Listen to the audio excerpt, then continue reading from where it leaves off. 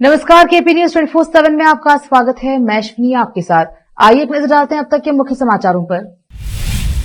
आज रविवार 30 जुलाई को बीदर में विभिन्न समाचार पत्र संपादकों के संघ की ओर से पत्रिका दिनाचार्य कार्यक्रम आयोजित किया गया। म्युनिसिपल एडमिनिस्ट्रेशन व हेल्थ मिनिस्टर रहीम खान ने पिछले हफ्ते देहांत हुए सीएमसी इलेक्ट्रेटिव मोहम्मद खलील के परिवार को 3 लाख रुपए की सहायता राशि का चेक सौंपा। उत्तराखंड के स्कूल में छात्राएं करने लगी अजीबोगरीब हरकतें, चीख सुनकर दंग रह गए लोग। डॉक्टरों ने बताया मास हिस्टीरिया। कांग्रेस ने अनुच्छेद 370 को 70 साल तक अपने बच्चे की तरह पाला। इंदौर में गरजे गृह मंत्री अमित शाह। योजनाबद्ध व्यवधानों के कारण सदन की गरिमा कम हो रही है। लोकसभा अध्यक्ष ओम बिरला ने यह बात कही।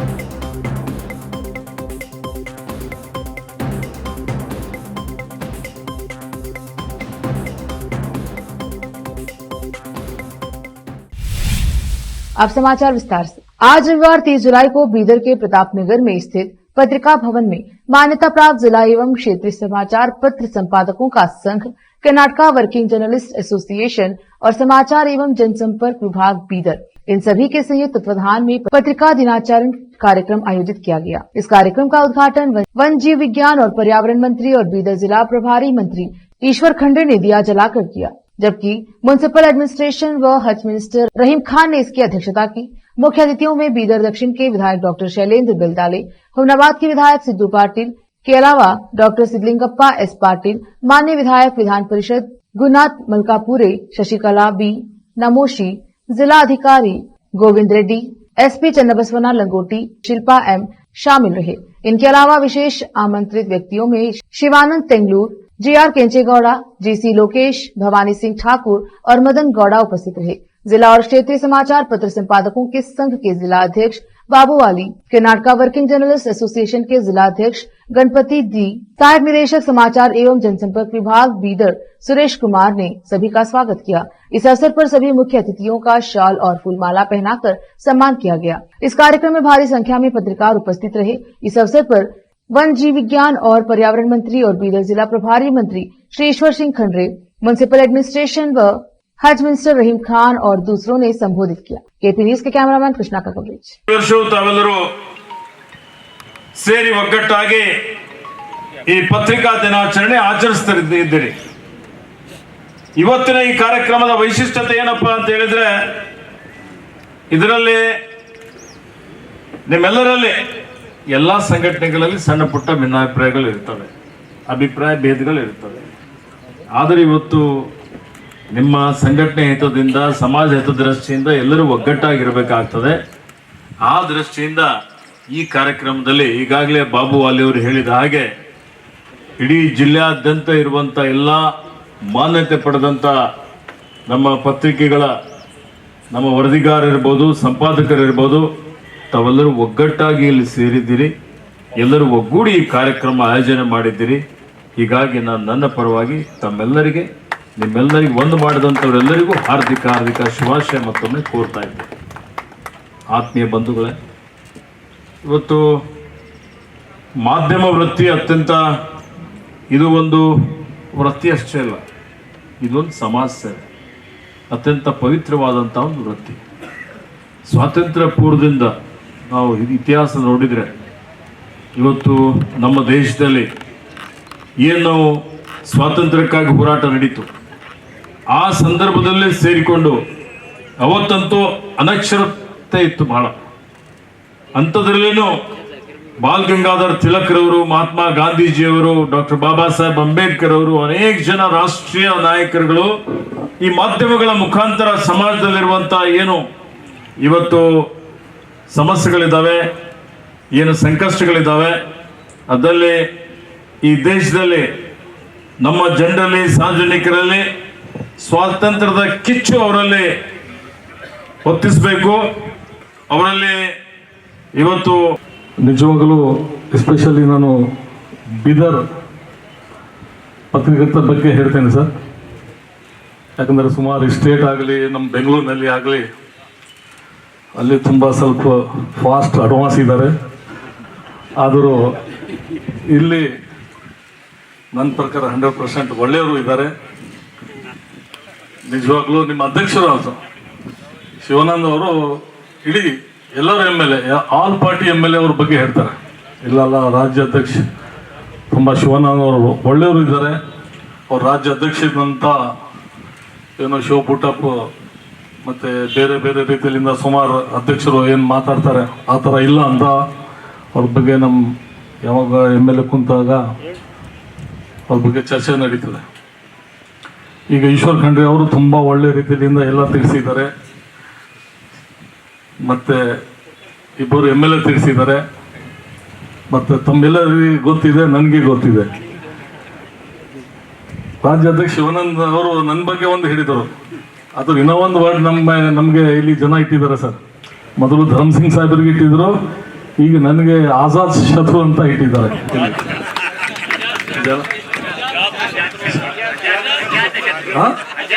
ಆಜಾದ್ ಶತ್ರು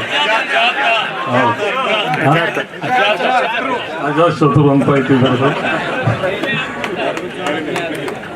ನಿಜವಾಗ್ಲೂ ನಾನು ಬೀದರ್ ಜನತೆಗೆ ಮತ್ತೆ ಎಲ್ಲ ಮಿತ್ರಗಳಿಗೆ ತುಂಬ ಧನ್ಯವಾದ ಹೇಳ್ತೇನೆ. ಇಲ್ಲ ಸರ್, ನನ್ನ ಫೋಟೋ ಹಾಕಿ ವಿಡಿಯೋನಲ್ಲಿ ಎಲೆಕ್ಷನ್ನಲ್ಲಿ ತುಂಬ ಇದು ಚರ್ಚೆನಲ್ಲಿ ಇತ್ತು. ಅದ್ರ ಸಲಗೆ ನನಗೆ 4 ಸಲ ಬೀದರ್ದು ಒಂದು ಇತಿಹಾಸ ಇದೆ, ಹಿಸ್ಟ್ರಿನಲ್ಲಿ 4 ಸಲ ಎಲ್ಲ ಜನರು ಆಶೀರ್ವಾದ ಮಾಡಿದ್ದಾರೆ ಮತ್ತು ರೆಸ್ಪಾನ್ಸಿಬಿಲಿಟಿ ಕೊಟ್ಟಿದ್ದಾರೆ. ಅದು ನಿಜವಾಗ್ಲೂ ಎಷ್ಟು ಹೇಳಿದ್ರು ಕಡಿಮೆ ಇದೆ. ನಮ್ಮ ಎಲ್ಲರದ್ದು ಲಕ್ಷ್ಯ ಇಷ್ಟಿದೆ, ಬೀದರ್ನಲ್ಲಿ ಒಂದು ಒಳ್ಳೆ ರೀತಿಯಿಂದ ಡೆವಲಪ್ಮೆಂಟ್ ಕೆಲಸ ಮಾಡಿ ಮುಂದೆ ಒಂದು ಒಳ್ಳೆ ಹೆಸರು ಬೀದರ್ಗೂ ತರಬೇಕಂತ. ಈಗೇನು ಮಾಡ್ತಾ ಇದ್ದಾರೆ, ಮುಂದೇನು ಮಾಡ್ಬೇಕಂತ ಈಶ್ವರ್ ಖಂಡ್ರೆ ಅವರು ಒಳ್ಳೆ ಸಲಹೆ ಕೊಟ್ಟಿದ್ದಾರೆ. ನಾನು ಇಷ್ಟೇ ಹೇಳ್ತೀನಿ, ಭಾಳಷ್ಟು ಘಟನೆಗಳು ಮಾಧ್ಯಮ ಮಿತ್ರಲಿಂದ ಭಾಳಷ್ಟು ಜನ ಅವರು ಬರೆದಂಥ ಲೇಖನದಿಂದ, ಅವರು ಬರೆದಂಥ ಸತ್ಯ ಸಂಗತಿಯಿಂದ ಭಾಳಷ್ಟು ಜನ ಕೆಳಗೆ ನಿಲ್ಲೋದಾರ. ಕರೆಕ್ಟ್ ಬರೆದ್ರೆ ಭಾಳಷ್ಟು ಜನ ಕುರ್ಚಿ ಮೇಲೆ ಕುಂತು ಉದಾಹರಣೆ ಕೂಡ ರಾಜ್ಯದಲ್ಲೇ ಅದ. ಅದಕ್ಕೆ ನಮ್ಮೆಲ್ಲರಿಗೂ ಇಷ್ಟು ಬೆಳಿಬೇಕಾದ್ರೆ ಮಾಧ್ಯಮದ ಸಹಕಾರ, ಮಾಧ್ಯಮದ ಆತ್ಮೀಯ ಇದ್ದಿದ್ದ ಕಾರಣ ನಾ ಇಲ್ಲಿ ಈ ಸ್ಥಾನಕ್ಕೆ ಇದ್ದೀನಿ. ನಂತರ ಎಷ್ಟೋ ಜನ ದೊಡ್ಡ ದೊಡ್ಡ ಹುದ್ದೆಗೆ ಹೋಗ್ಯಾರ, ಅದನ್ನು ಉದಾಹರಣೆಗಳು ಕೂಡ ರಾಜ್ಯದ ಎದುರು. ತಮ್ಮೆಲ್ಲರಿಗೂ ಪತ್ರಿಕಾ ಜನಾಂಗಕ್ಕೆ ಶುಭಾಶಯ ಕೊಡ್ತೀನಿ. ತಮ್ಗೆಲ್ಲರಿಗೂ ಒಳ್ಳೇದಾಗಲಿ. ನಾವು ಬಹಳಷ್ಟು ಜನರಿಗೆ ಅಭ್ಯಾಸ ಇದೆ, ಈಗೀಗ ಸ್ವಲ್ಪ ಸೋಷಿಯಲ್ ಮೀಡಿಯಾ ಅದು ಮೀಡಿಯಾ ಇದಾಗ್ತಾ ಇದೆ. ಆದರೆ ಮೊದಲಿಂದ ಹಿಡಿದು ಕೂಡ ಬೆಳಗ್ಗೆ ತಿನ್ಬೇಕ ಯಾರು ಪತ್ರಕರ್ತರು ಇವತ್ತೇನು ಇದು ಕೊಟ್ಟು ಪತ್ರಿಕೆ ಬರ್ತಿರೋ ಬೆಳಗ್ಗೆ ಎದ್ದು ಓದಿದ ತಕ್ಷಣ ಬೇರೆ ಎಲ್ಲ ಕೆಲಸ ನೋಡ್ಕೊಡ್ತಿದ್ರು. ಅದರ ಹಾಗೆ ಇವತ್ತು ನಾನು ಹೇಳೋದಿಷ್ಟೇ, ನಾನು ಅದೇ ಹೇಳ್ಬೇಕಂದ್ರೆ ನಮ್ಮ ಉಸ್ತುವಾರಿ ಸಚಿವರಲ್ಲಿ, ಯಾಕಂದ್ರೆ ನಾನು ಮೊನ್ನೆ ಕೂಡ ಹುಮ್ನಾಬಾದ್ನಲ್ಲಿ ಒಂದು ಕಾರ್ಯಕ್ರಮ ಮಾಡಿದಾಗ ಪತ್ರಕರ್ತರ ಸಂಘದವರು ಅದೇ ಹೇಳ್ತಾ ಇದ್ರು, ಇವತ್ತು ಎಲ್ಲೇ ಕಡೆ ಹೋಗ್ಬೇಕು ಅಂತಂದ್ರೆ ಟ್ರಾನ್ಸ್ಪೋರ್ಟೇಷನ್ ಎಲ್ಲೇ ಓಡಾಡ್ಬೇಕಂತಂದ್ರೆ ಅವರಿಗೂ ಕೂಡ ಒಂದು ಉಚಿತವಾದಂಥ, ಹೇಗೆ ಈಗ ಸರ್ಕಾರ ಸ್ತ್ರೀಯರಿಗಾಗಿ ಶಕ್ತಿ ಯೋಜನೆ ರೂಪಿಸಿದೆ, ಅದೇ ರೀತಿ ಪತ್ರಕರ್ತರಿಗಾಗಿ ಈ ಫ್ರೀ ಬಸ್ ಪಾಸ್ ಅನ್ನು ವಿತರಣೆ ಮಾಡಬೇಕಂತ ನಾನು ಮಾನ್ಯ ಸಚಿವರಲ್ಲಿ ಬೀಳ್ತೇನೆ. ಅದರ ಹಾಗೆ ಇವತ್ತ ನಮ್ಮ ಹುಮ್ನಾಬಾದ್ ಮತಕ್ಷೇತ್ರದಲ್ಲಿ ಬಹಳಷ್ಟು ದಿನದಿಂದ ಪತ್ರಕರ್ತರ ಒಂದು ಬೇಡಿಕೆ ಇದೆ. ಅಲ್ಲೂ ಕೂಡ ಒಂದು ಭವನ ನಿರ್ಮಾಣ ಮಾಡಬೇಕಂತ ನಾನು ಈ ವೇದಿಕೆ ಮುಖಾಂತರ ಹೇಳಕ್ಕೆ ಇಚ್ಛೆ ಪಡ್ತೀನಿ. ನಮ್ಮ ಸಚಿವರು ಹಾಗೂ ಜಿಲ್ಲಾಧಿಕಾರಿಗಳು ಬೇಗನೆ ಒಂದು CS ಸೈಟ್ ಅಲಾಟ್ಮೆಂಟ್ ಆಗಲಿ. ಅದರ ಹಾಗೆ ನಮ್ಮ ಶಾಸಕರ ನನ್ನ ನಿಧಿಯಿಂದ ಒಂದು 10 ಲಕ್ಷ ರೂಪಾಯಿ ನಾನು ಆ ಭವನಕ್ಕೆ ಕೊಡ್ತೀನಿ ಅಂತ ನಾನು ಹೇಳಿ ನನ್ನ 2 ಮಾತು ಮುಗಿಸ್ತೀನಿ. ಧನ್ಯವಾದಗಳು. आज बीदर के डीसी कार्यालय में वन जीव विज्ञान और पर्यावरण मंत्री और बीदर जिला प्रभारी मंत्री श्री ईश्वर खंड्रे और म्युनिसिपल एडमिनिस्ट्रेशन व हज मिनिस्टर रहीम खान ने बीदर दक्षिण निर्वाचन क्षेत्र में दूषित पानी पीने के बाद बीमार पड़े लोगों के संबंध में जिले के सभी मुख्य अधिकारियों के साथ बैठक की और दूषित पानी पीने से हुई परेशानी की समीक्षा की। इस अवसर पर जिला अधिकारी गोविंद रेड्डी, SP चन्नबसवन्ना, हुमनाबाद के विधायक सिद्धू पाटिल, शिल्पा M के अलावा दूसरे उपस्थित रहे। इस अवसर पर ईश्वर खंड्रे ने सभी अधिकारियों से जानकारी प्राप्त की। इस अवसर पर हाल ही में बाढ़ में बह गए धन्नूर गांव के युवक के परिजनों को जिला प्रभारी मंत्री ने 5 लाख रुपए की सहायता राशि का चेक दिया। KP न्यूज के कैमरामैन कृष्णा का कवरेज। ಗೊತ್ತಿಲ್ಲ ಈ ಟೌನ್ ರಸ್ತೆಗಳು ಎಷ್ಟಿದೆ ಟೋಟಲ್ ಹೌದು ಎಲ್ಲ ಯು ಎಲ್ ಬಿಗಳದ್ದು ಎಷ್ಟು ಡಾಂಬರೀಕರಣ ಮಾಡಿದ್ದು ಎಲ್ಲನೇ ಎಷ್ಟು ಕಿಲೋಮೀಟರ್ ರಸ್ತೆ ಇದೆ ಅದೊಂದು ಡೀಟೇಲ್ಸ್ ಡೇಟಾ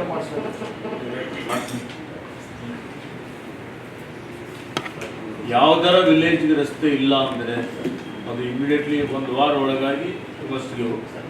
ಮತ್ತು ಯಾವ್ಯಾವ ರಸ್ತೆ ಈಗ ಅಪ್ಗ್ರೇಡೇಷನ್ ಮಾಡೋದಿದೆ ರಫ್ ಕೊಟ್ಬಿಟ್ರೆ ಹೇಳ್ತೀನಿ. ನಾವು 8 ದಿವಸ ಒಳಗಾಗಿ KKRಗೆ ಆ್ಯಕ್ಷನ್ ಪ್ಲಾನ್ ಮಾಡಿ ತೋರಿಸೋದು ಫಾಸ್ಟ್ ಆಗಬೇಕು, ರೆಡಿಯಾಗಿ ಸ್ಟಾರ್ಟ್ ಮಾಡಬೇಕು. एक हफ्ता पहले बीदर सीएमसी में इलेक्ट्रिशियन के तौर पर काम करने वाले कर्मचारी मोहम्मद खलील का गाड़ी से गिरने के कारण देहांत हो गया था। इसकी सूचना मिलने पर म्युनिसिपल एडमिनिस्ट्रेशन व हज मिनिस्टर रहीम खान ने मृतक के घर जाकर उनके परिवार वालों से मुलाकात की थी और सरकार की ओर से सहायता राशि दिलाने का वादा किया था। आज रहीम खान ने बीदर के पुरानी शहर गुलजार टाकिस के इलाके में मृत मोहम्मद खलील के घर पहुंचकर उनके परिवार से मुलाकात की और वादे के अनुसार डिपार्टमेंट की ओर से 3 लाख रुपए की सहायता राशि का चेक सौंपा। इस अवसर पर रहीम खान ने मोहम्मद खलील के पुत्र दानिश को सरकारी नौकरी दिलाने की बात कही है और कहा है कि इस संबंध में उन्होंने कार्यवाही शुरू कर दी है। केपी न्यूज के कैमरामैन संतोष का कवरेज। अभी हम गुलजार टाकिस के पास जो हमारे म्यूनसिपालिटी में डिपार्टमेंट में नाम क्या बोले उनका खलील भाई, जो उनका इंतकाल हो गया था, वो हमारे म्यूनसिपालिटी में इलेक्ट्रिशियन थे, आउटसोर्स बोलो तो टेम्पररी बेस पे काम करते थे। वो इलेक्ट्रिक पोल पे जाके वापस गाड़ी में आ रहे थे, गाड़ी में से गिर के उनका देहांत हो गया। तो मैं लास्ट वीक भी उनसे मिलने आया था, फिर आज उनके घर पे आया हूँ। तो डिपार्टमेंट के तरफ से, गवर्नमेंट की तरफ से, हमारे म्यूनसिपालिटी की तरफ से उनको 3 लाख रुपए का एक चेक दिया गया है अभी। और उनके बेटे दानिश डिग्री करके है, तो उनको जॉब देने के लिए भी बोला हूँ मैं। फाइल पुटअप हो रही है, डीसी से अप्रूवल आने के बाद वो हमारे दानिश के जो लड़के हैं उनको भी जॉब मिलेगा।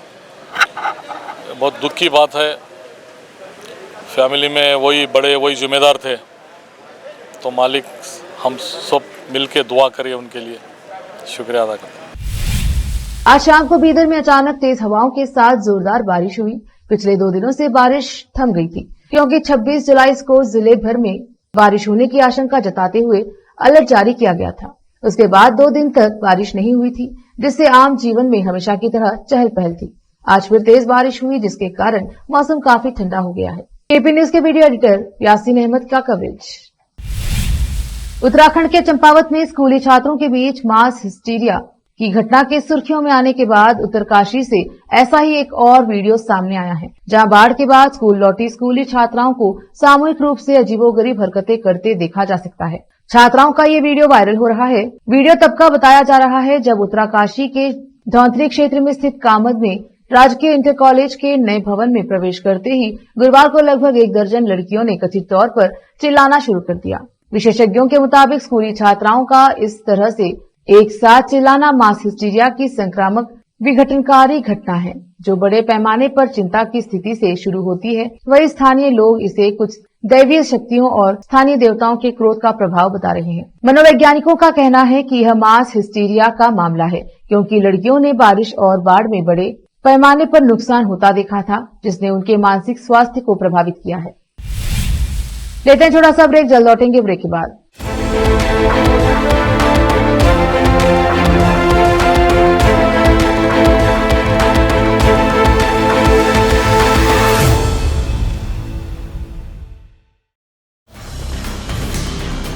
हिंदुस्तान के हर कोने में हम हैं मौजूद। 24 घंटे हालात पर गहरी नजर, खबरों से जुड़े चुपते सवालात, और आपको दिखाता है धार्मिक, सामाजिक, राजनीतिक, लोकल और इंटरनेशनल न्यूज की सबसे बेहतर कवरेज, जो आपको रखती है हर पल बाखबर। देश और दुनिया भर की खबर के लिए देखते रहें KP news 24/7। Noor education trust Bidar की ओर से चलाए जाने वाला Noor MEd and BEd college Bidar, recognised by NCTE Delhi and affiliated to Gulbarga University, Gulbarga. Admission are open for the academic year 2022-23. विशेषज्ञ और सक्षम शिक्षकों द्वारा शिक्षा प्राप्त करने के लिए नूर एमएड एंड बीएड कॉलेज में दाखिला लें और शांत वातावरण में शिक्षा प्राप्त करें। बीदर शहर में बेहतर शिक्षा का एकमात्र केंद्र Noor MEd and BEd college, Shahpur gate, Bidar. Phone numbers 9945283920, 8482221297।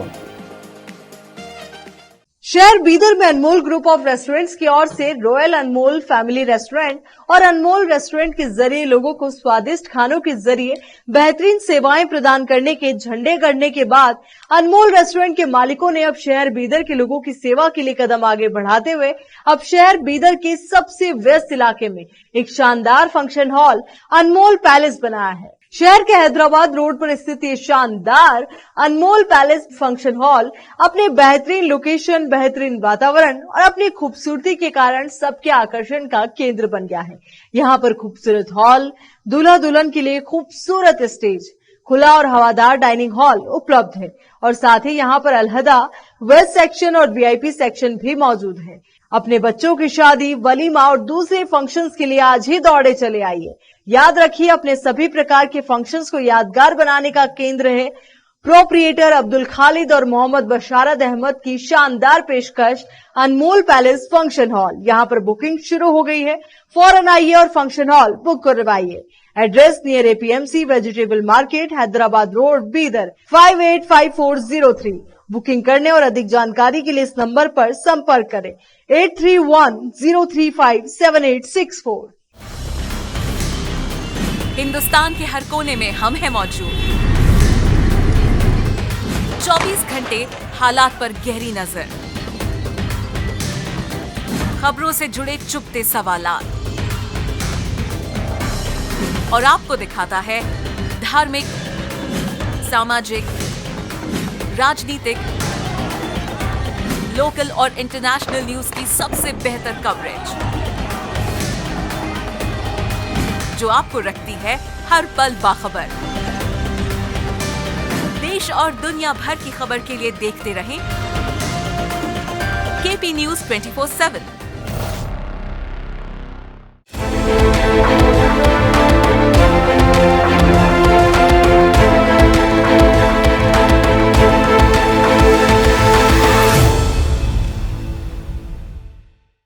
Break के बाद स्वागत है आपका। देखते हैं आगे के समाचार। केंद्रीय गृह मंत्री अमित शाह ने रविवार को मध्य प्रदेश के इंदौर शहर में भाजपा कार्यकर्ताओं के विजय संकल्प सम्मेलन को संबोधित करते हुए विपक्षी कांग्रेस पर जमकर प्रहार किया। गृह मंत्री शाह ने आरोप लगाया कि 70 साल तक सत्ता में रही कांग्रेस के नेतृत्व वाली सरकार ने देश में गरीब लोगों के लिए कुछ नहीं किया। इसके साथ ही उन्होंने कहा कि कांग्रेस ने जम्मू कश्मीर में अनुच्छेद 370 को 70 साल तक अपने बच्चे की तरह पाला।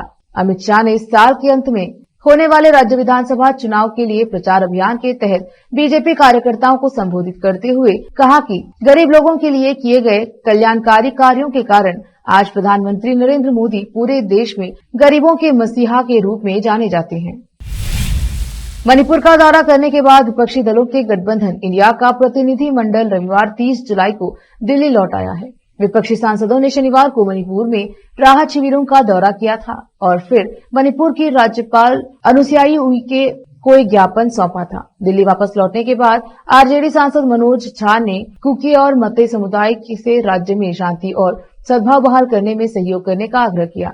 मनोज झा ने न्यूज एजेंसी कहा कि मणिपुर में लोगों की इकलौती मांग है कि न्याय के साथ शांति बहाल हो। कहीं भी शांति का कोई विकल्प नहीं है, चाहे मध्य प्रदेश हो या मणिपुर। हम मणिपुर में न्याय चाहते हैं। हमारी एकमात्र मांग है कि दोनों समुदाय सद्भाव से रहे। मणिपुर में स्थिति खौफनाक, दर्दनाक और पीड़ादायक है। संसद में पहले ही चर्चा हो चुकी है कि सर्वदलीय प्रतिनिधिमंडल को मणिपुर का दौरा करना चाहिए।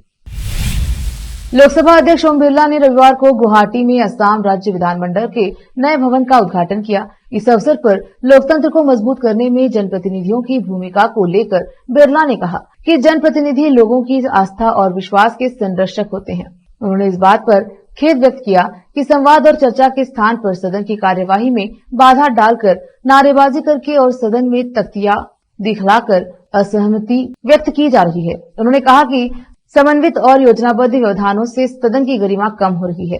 लोकसभा अध्यक्ष ने विधायकों से आग्रह किया कि वे विधानमंडलों को केवल भवन के रूप में न देखकर इसे संवाद और चर्चा का पवित्र स्थान माने, जहां लोगों की समस्याओं का समाधान किया जाता है और लोकतंत्र की भावना को मजबूत किया जाता है। उन्होंने सुझाव दिया कि सभी सदस्यों को राजनीतिक संबद्धता से ऊपर उठकर विधायी निकायों की गरिमा और मर्यादा को बनाए रखने का प्रयास करना चाहिए। बॉलीवुड इंडस्ट्री में अपनी बेबाकी के लिए जाने जाने वाली एक्ट्रेस कंगना रनावत का विवादों से गहरा नाता रहा है। वह कई बार कई विवादों में घिर चुकी हैं। वह किसी के भी खिलाफ बोलने से नहीं डरती हैं। शिवसेना नेता से बहसबाजी हो या फिर पत्रकार को निशाने पर लेना, कंगना खुलकर अपनी बात रखती है। कुछ साल पहले कंगना रनावत को केंद्र सरकार की ओर से Y+ श्रेणी की सुरक्षा मुहैया करवाई गई थी। उस वक्त सरकार के इस फैसले पर विपक्ष के कई नेताओं ने सवाल उठाए थे। वही अब वरिष्ठ राजनेता सुब्रमण्यम स्वामी ने कंगना का नाम लिए बिना उनकी Y+ श्रेणी की सुरक्षा को लेकर सवाल उठाए हैं। सुब्रमण्यम स्वामी ने अपने ट्विटर हैंडल पर सवाल उठाया है कि एसपीजी द्वारा बॉलीवुड सितारों की गतिविधियों पर नजर क्यों रखी जा रही है। उन्होंने किसी का नाम लिए बिना कहा कि एसपीजी को सब पता है और उनके पास उनकी गतिविधियों का रजिस्टर भी बना रखा है। मुझे आश्चर्य है क्योंकि बॉलीवुड सितारों पर नजर रखी जा रही है। एसपीजी को कोई काम नहीं है। उसके मामले में एक विशेष छूट पर उसे उच्च स्तर की सुरक्षा प्रदान की गई है। अरबपति कारोबारी मुकेश अंबानी के घर एंटिलिया के बारे में तो आपने जरूर सुना होगा। उसकी खासियतों के बारे में कई कहानियां पढ़ी होंगी, अंदर की तस्वीरें भी देखी होंगी, लेकिन एक शख्स पर लाइमलाइट में आने का ऐसा फितूर चढ़ा है कि उसने अपने पुश्तैनी मकान को 14 मंजिला महल जैसा बनवा लिया है। इस घर का डिजाइन एंटिलिया से काफी मिलता जुलता है। इस शख्स का नाम है सियाराम पटेल, जो यूपी के मिर्जापुर के शुतिहार के रहने वाले हैं। दवाओं का कारोबार करने वाले सियाराम पटेल ने बिना मानकों के यह घर बनवाया है। इस कारण उनके पड़ोसी दहशत में जी रहे हैं। जब भी तेज आंधी आती है तो वे अपना घर छोड़कर दूर चले जाते हैं। उनको डर है कि कहीं तेज हवा, आंधी या तूफान इस 14 मंजिला घर को ताश की तरह ढह न दे। इतना ही नहीं, इस घर को देखकर भी कई लोग चोट खा चुके हैं। किसी की साइकिल दीवार से टकरा जाती है तो कभी कभी गांव वाले आपस में टकरा जाते हैं। राजा महाराजा की तरह मशहूर होने के लिए सियाराम पटेल ने किलेनुमा मकान बनाया था। उनके एक पड़ोसी ने बताया कि सियाराम पटेल अपने मकान को और ऊंचा बनवा रहे थे, लेकिन लोगों ने प्रशासन से इसकी शिकायत कर दी और निर्माण रुक गया। आखिर में फिर एक बार देखते हैं मुख्य समाचार। आज रविवार 30 जुलाई को बीदर में विभिन्न समाचार पत्र संपादकों के संघ की ओर से पत्रिका दिनाचार्य कार्यक्रम आयोजित किया गया। म्युनिसिपल एडमिनिस्ट्रेशन व हेल्थ मिनिस्टर रहीम खान ने पिछले हफ्ते देहांत हुए सीएमसी इलेक्ट्रेटियो मोहम्मद खलील के परिवार को 3 लाख रुपए की सहायता राशि का चेक सौंपा। उत्तराखंड के स्कूल में छात्राएं करने लगी अजीबोगरीब हरकतें, चीख सुनकर दंग रह गए लोग। डॉक्टरों ने बताया मास हिस्टीरिया। कांग्रेस ने अनुच्छेद 370 को 70 साल तक अपने बच्चे की तरह पाला। इंदौर में गरजे गृह मंत्री अमित शाह। योजनाबद्ध व्यवधानों के कारण सदन की गरिमा कम हो रही है। लोकसभा अध्यक्ष ओम बिरला ने यह बात कही।